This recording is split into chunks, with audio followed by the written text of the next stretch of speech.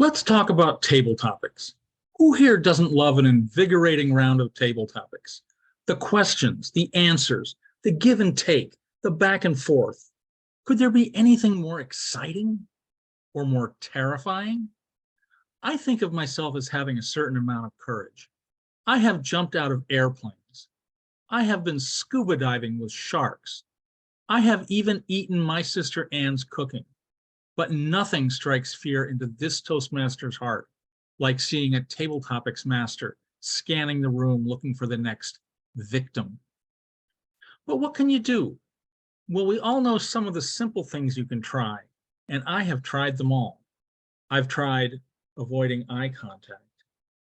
When that didn't work, I tried making really focused eye contact. Once the table topics master caught on to that, I tried to make myself small, really small. But then I started to get serious and decided to try making myself invisible. If Harry Potter can do it, if the Romulans can do it, then surely I can too. The physics isn't really all that complicated. You have to balance the gravitons over there with the tachyons over here, and keep the positronic beam from one side aligned with the flux of magnetic monopoles from the other. And you certainly want to ensure that the Higgs boson gets sucked up by the big hose on top. To explain it to the layman, it's best to describe it in terms of string theory. You have a bunch of strings going by on one side of you and another bunch going by on the other side. And so you just get a really good grip on both and stretch them apart, and boom, you're invisible. Now I know what you're thinking. You're asking, Dave, where is all the energy coming from to do this? It is true, warping the fabric of space-time is a big power hog. I started out with a half dozen D cells hooked together, but all I could get to disappear were my pinky fingers and the tips of my ears, and that is not going to fool an experienced table topics master. Then I thought I could just plug it into the wall, but that wasn't enough either. Do any of you remember that big power outage that hit the DC area a few months back? Yeah, that was me trying to get out of a question about what is my favorite breakfast food and why. I hit the switch and everything went dark.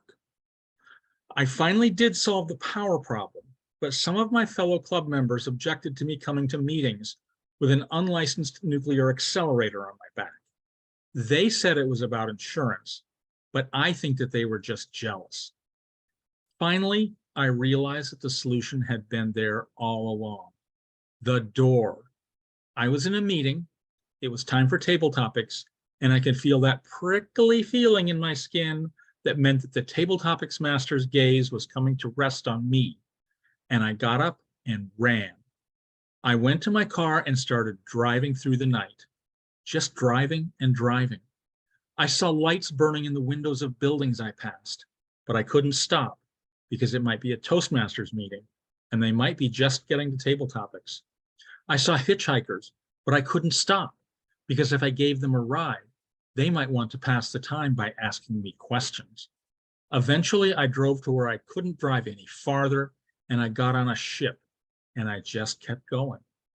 I got pretty hungry while I was on the ship, but I was afraid that if I went to the galley, they might ask me what I wanted for breakfast and why. And that's how I came to this place, the island of Tristan da Cunha, the most remote inhabited place on Earth. I am 6 days by ship from the nearest Toastmasters Club in Cape Town, South Africa, so I am starting to feel safe. I keep to myself here mostly. The locals don't know much about me, but they do know not to ask any questions. I am enjoying the peace and quiet for the most part, but I am starting to get a little lonely. Do you think I might be able to start a new Toastmasters Club here? Fellow Toastmasters,